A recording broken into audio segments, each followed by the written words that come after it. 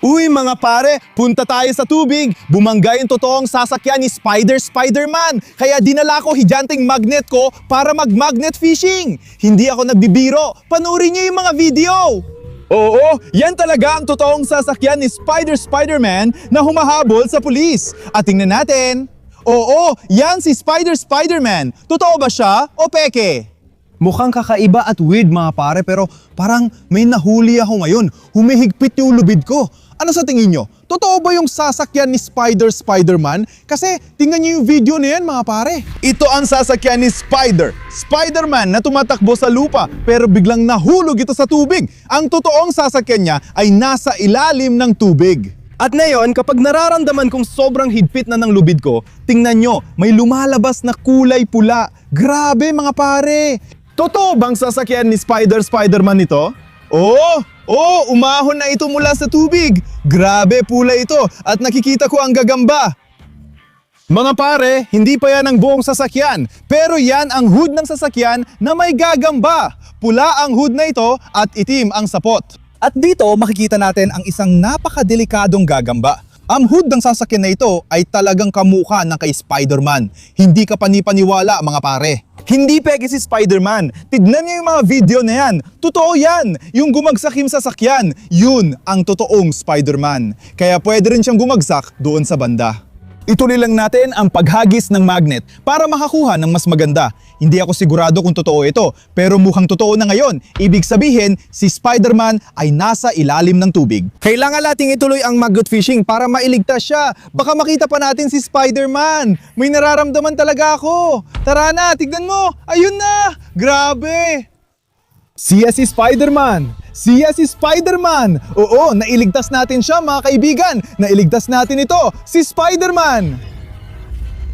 Hindi maari, ulo niya yon. Ay hindi, paano nangyari yon? Nagmamaneo siya ng kotse, tapos natanggal ang ulo niya.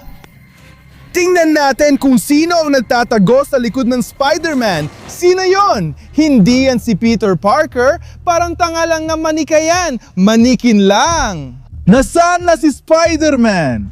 Grabe! Kailangan nating iligtas ang bida. Si Spider-Man ang paborito kong superhero, kaya ilagay natin ang maskara ng ganito.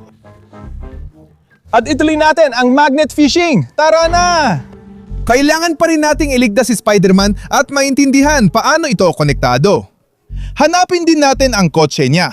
May nakuha tayong maganda. Baka makuha natin ang buong kotse mula sa tubig. Lumalabas ito at pula rin mga kaibigan.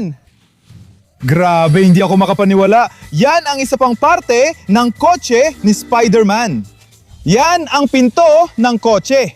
At nakasulat dito, Spider-Man. Kaya meron tayong inang parte ng kotse ni Spider-Man at napakahirap huminga. Hindi ito ang totoong Peter Parker. Isa lang itong peking mannequin. At itong maskara, hindi ko alam kung totoo ba ito o hindi. Pero itong hood ng kotse at ang maganda at kakaibang pinto na may itim na sapot dito, talagang sa kotse ni Spider-Man ito.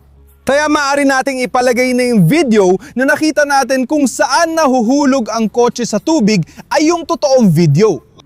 Pero totoo bang si Spider-Man yun o peke lang? Pero kahit na kung totoo lahat ng ito, may Spider-Man sa ilalim ng tubig at wala na tayong oras. Baka patay na siya. Kaya kailangan nating magmadali. Pero guys, may nakuha ako sa magnet ko. Hindi siya masyadong mabigat. May nakadikit sa dulo ng magnet ko. Tingnan mo, may lumalabas na pula. Sandali, si Spider-Man yon. Spider-Man, di ba? Hindi pala. Sandali. Yun ang manibela ng kotse. At yung costume ni Spider-Man nakadikit sa sapot ng gagamba. Kaya pala, nakasakay siya sa sobrang bilis na kotse. At aksidenteng nadikit niya ang sarili niya gamit ang sapot ng gagamba sa manibela. Tara, alisin natin siya sa sapot ng gagamba. Ay grabe, iyan ang manibela mula sa sports car ni Spider-Man. At iyan ang totoong kasuotan ni Spider-Man. Ang lupet nun! Pero bakit iniwan ni Spider-Man ang kanyang kasuotan sa loob ng kotse? Baka may kinalaman ito sa aksidente, kaya isuot natin ito at ilabas. Palagi kong pinapangarap na subukan maging si Spider-Man. Ngayon, natupad na ang pangarap ko. Oo, pakiusap. Medyo basa at malamig ito. Ayun, parang ako na si Spider-Man na yun. Subukan natin buuin ang sitwasyon. Nakaupo si Spider-Man sa loob ng kanyang sports car ng ganito. At aksidenteng, masyado siyang mabilis magmaneho at nahulog siya diretso sa tubig.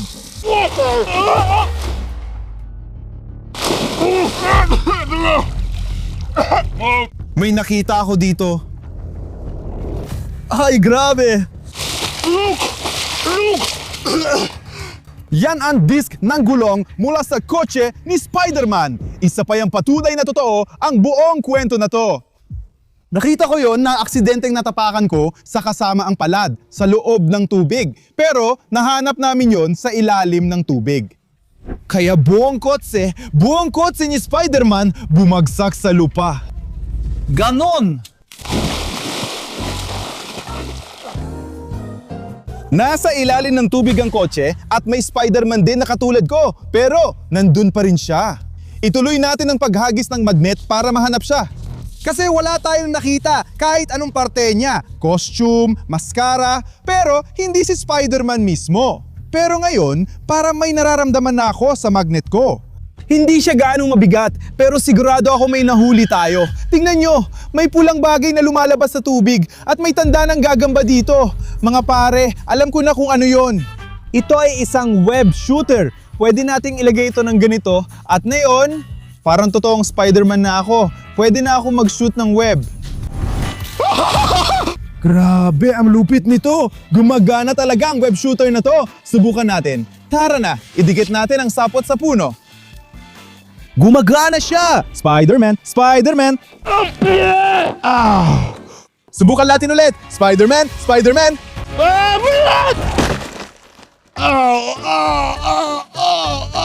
Gumagana siya. Gumagana siya. Maganda ang spider gun. Pero ituloy natin ang magnet fishing. Pero guys, masaya pa rin kami. Baka nandun talaga si totoong Spider-Man sa ilalim ng tubig. Ang buong kotse niya. Kaya hindi pa rin natin alam kung bakit siya nahulog sa ilalim ng tubig. Bakit siya mukhang nakakatawa? Si Spider-Man yon, di ba? Oo!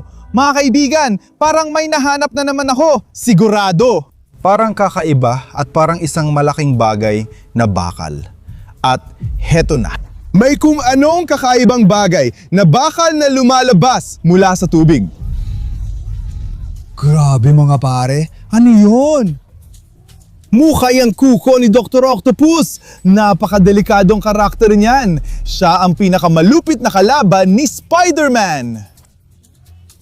Baka si Dr. Octavius ang dahilan. Sino ang sumira sa kotse ni Spider-Man?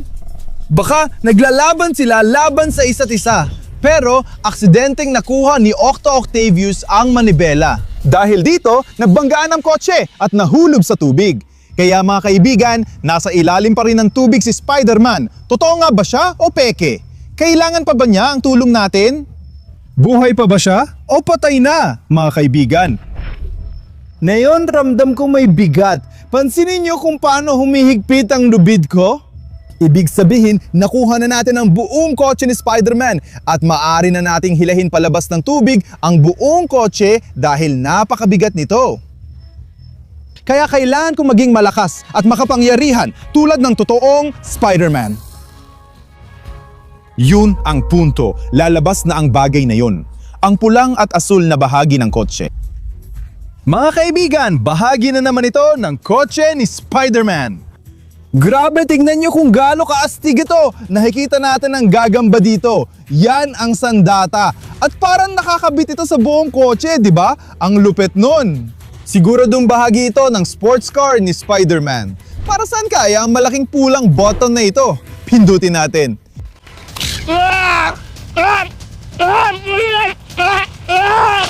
Ay grabe, totoong latigo yun! Yung gagamba, ano yun? Grabe, pakiusap naman! Grabe! Kaya itong totoong kotse ni Spider-Man ay may web shooter. Pinapaputukan niya ng sapot ang mga kalaban. Totoo ba lahat yon o hindi? Hindi ko pa rin maintindihan. Nakakita kami ng maraming parte na konektado sa kotse ni Spider-Man na may kaugnayan kay Octavius. Pero wala ni isang parte na konektado sa totoong Spider-Man. Baka nasa ilalim pa ng tubig si Spidey. Ituloy natin ang magnet fishing mga pare. Kailangan nating mahanap si Spider-Man. Kailangan natin makahanap ng ilang bahagi niya, o ni Peter Parker, o ni Miles Morales, o baka si Green. Oy mga pare, kung nanonood pa kayo, bakit hindi kayo mag-subscribe? Pangarap ko talagang makakuha ng maraming subscribers. 5 milyon ang pangarap ko. Kaya kung nanonood pa kayo, mag-subscribe na at pindutin ang like kung mahal nyo si Spider-Man. Mga pare, may nakita akong pulang, lumalabas yon, ang sapatos, ang bota. Kaya, bahagi ba yan ng Spider-Man?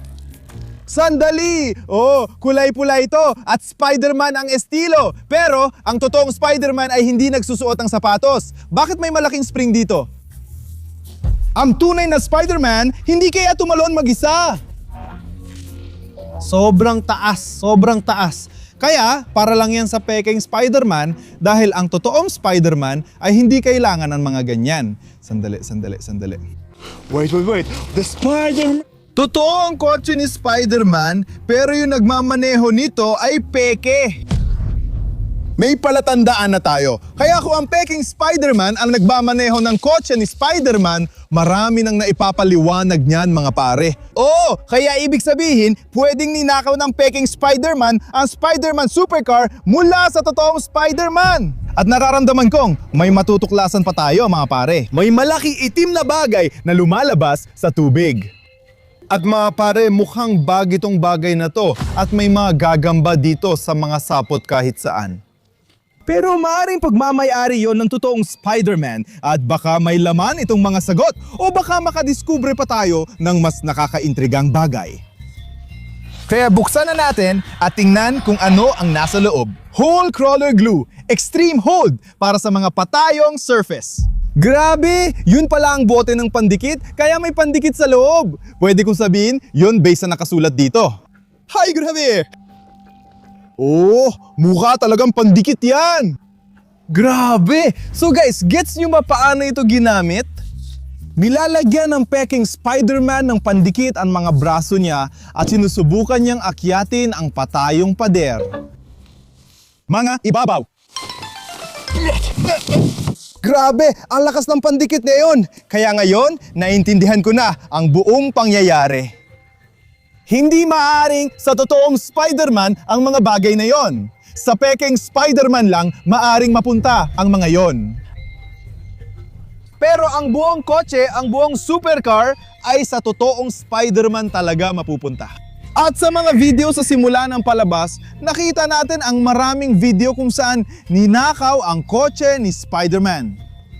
At yung Spider-Man na nakita natin sa simula ng video, hindi yun ang totoong Spider-Man. Peke lang siya. Kaya itong tao ito ang nagnakaw ng kotse ni Spider-Man, kaya wala na akong pakialam sa kanya. Ibig sabihin, pwede na akong maging bagong Spider-Man, guys! Mas magagandang bagay pa ang magagawa ko at mas marami pa akong magnet fishing na gagawin para sa inyo. Kung nagustuhan niyo ang video at si Spider-Man, mag-subscribe para sa mas marami pang magnet fishing adventures kasama ako. Ang pangalan ko ay Slave at salamat sa panonood. Ngayon, nabunyag na ang misteryo tungkol kay Spider-Man.